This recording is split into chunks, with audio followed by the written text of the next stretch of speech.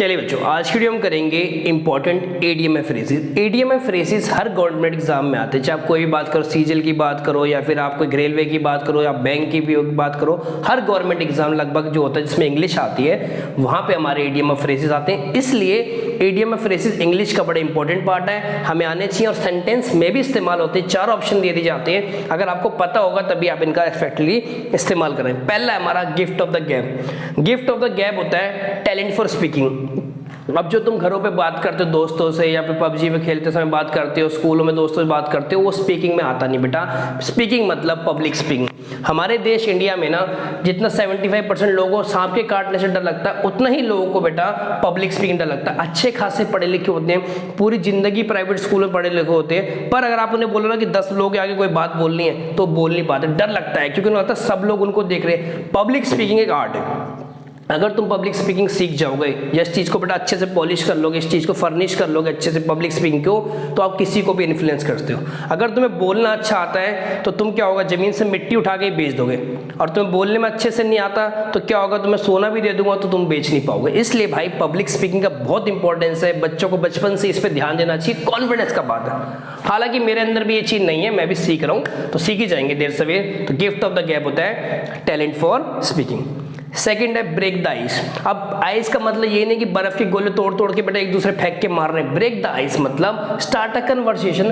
Conservation लिख दिया मैंने, इसका मतलब होता है बेटा कन्वर्सेशन। कन्वर्सेशन होता है बातचीत। भाई मान लो एग्जाम्पल समझो, मुझे पर्सनल एग्जाम्पल है मेरे पास। मान लो कई बार क्या होता है कि आप घर पे हो ना, और आपके घर वालों को अचानक याद करता आता है कि कोई उनकी मामा या बुआ है आपके, जिनके वो 15 साल से नहीं गए उनके घर। अब आपके घर वाले कहते हैं आपको भी चलना पड़ेगा, ठीक है। अब वो आपके जो जहाँ पे आप जाते रिश्तेदार या फिर कज़न वगैरह जो भी कहें, उनको आप जानते नहीं होते, भाई आपने कभी देखा नहीं। अब वहाँ जाके आप मजबूरी में हाँ कैसी चल रही है पढ़ाई, कैसा है, ये सब बेसिक बातें करते बहुत कैजुअल। तो स्टार्ट एक कन्वर्सेशन, कंजर्वेशन, एक कन्वर्सेशन स्टार्ट करने की कोशिश करते हो, उसे कहते हैं ब्रेक द आइस।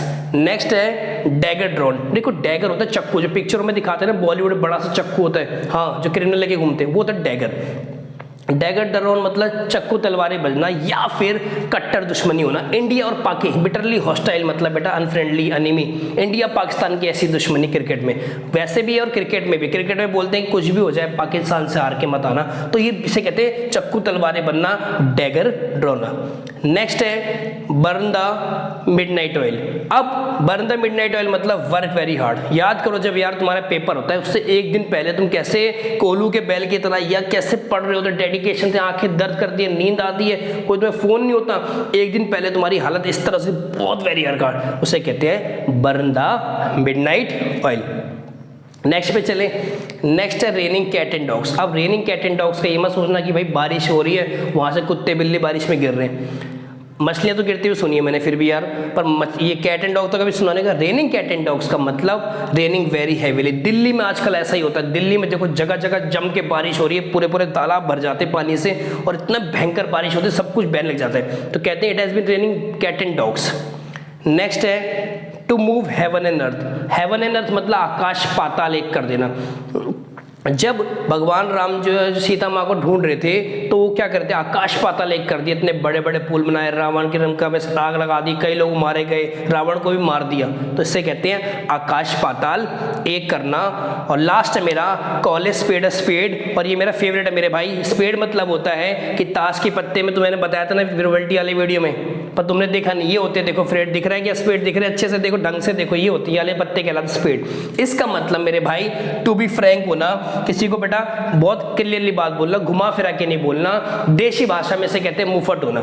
मान लो तुम यार 16 श्रृंगार करके घर पे बैठे हो आप, ठीक है, आप अपने दोस्त को फोन किया कि भाई मैं कैसा लग रहा हूँ, उसने कहा बच्चे और सा लग रहा है, बेकार लग रहा है, तो उसे कहते हैं स्पीड। हम तो क्या करते हैं, हम कहते हैं यार नहीं यार अच्छा लग रहा है, जैसा भी लग रहा हो हम बोलते हैं अच्छा है। या फिर इंस्टाग्राम में आपने पिक डाली, लोग आपके कमेंट होते हैं नाइस नाइस, एक आध दोस्त ऐसा था कि यार बेकार लग रहा है, जो सीरियस सच बोल रहा होता है, उसे कहते हैं call a spade to be frank.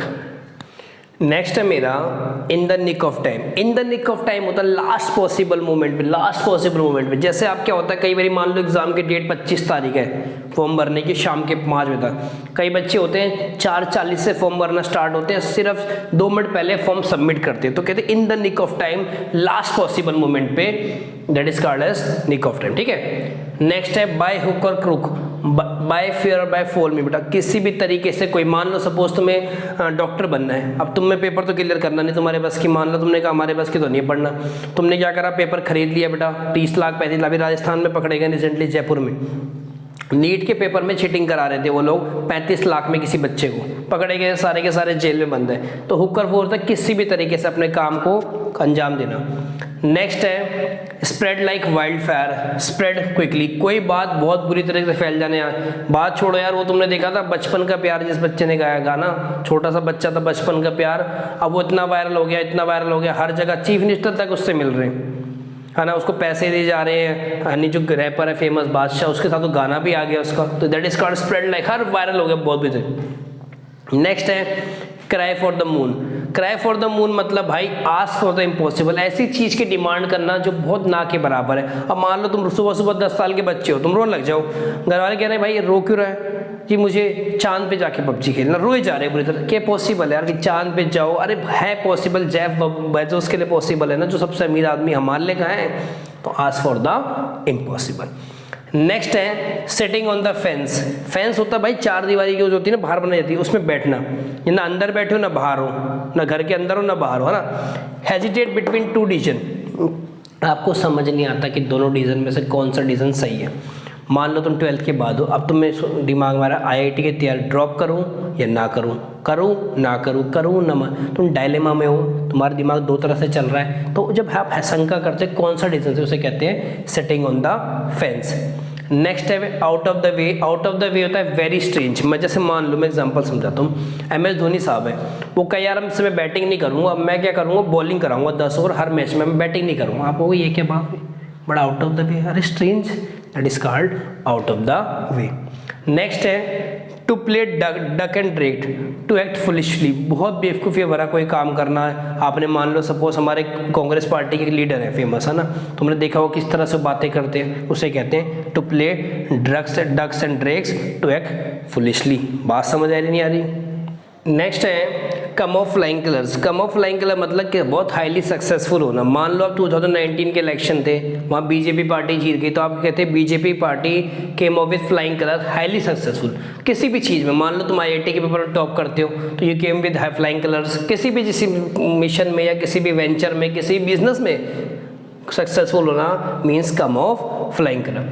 Next है an axe to grind, a personal interest in the matter, यानी आप कह सकते हो भाई अपना उल्लू सीधा करना, कई लोग होते हैं आपसे मतलब निकालते हैं, हर सिचुएशन में अपना मतलब देखते हैं, अपना पैसा बनाने की कोशिश करते हैं, अपना भला देखते हैं, उससे कहते हैं he has an axe to grind, मतलब उनके दिमाग में कोई चल रहा है, खिचड़ी पक रही है, प्राइवेट एंड टू सर्व, ठीक है। नेक्स्ट है B in a tight corner, corner का मतलब ये नहीं नुक्कड़ पे जाके टाइट से कॉर्नर पे खड़े हो गए, कॉर्नर का मतलब मेरे भाई B in a tight corner मतलब एक डिफिकल्ट सिचुएशन में फंस जाना। सपोज तुम ड्रीम 11 में 10 लाख रुपए हार गए, अब तुम्हें पता नहीं कहाँ से तुम्हारा पैसे कर्जा करके तुम पे बहुत सारा कर्जा हो गया, तो तुम कहोगे I am in a tight corner, कहाँ से पैसा करूँ क्या करूँ, उससे कहते हैं be in a tight corner. Next है show a clean pair of heels, clean pair of heels मतलब भाग जाना, रन अवे, मान लो तुम्हारी कहीं लड़ाई हो गई, तुम भी 2-4 दोस्त लेके जा रहे हो, सामने वाली पार्टी के भाई साहब 40 लोग आ गए, तुम्हारे दोस्त देखते भग गए, तो आप कहोगे यार दे show me a clean pair of, भग गए और तुम्हें पिटता छोड़कर तुम बुरी तरह से पिटे जा रहे हो, ठीक है। नेक्स्ट है फेदर वंस ओवर नेस्ट, इसका मतलब है मेक मनी अनफेयरली, स्मगलिंग करके, बदमाशी करके, प्लॉट पे कब्जा करके, लोगों के पैसे छीन के, आत्मा दुखा के, उसे कहते हैं फेदर, ऐसा पैसा कमाना, मेक मनी अनफेयरली, ठीक है।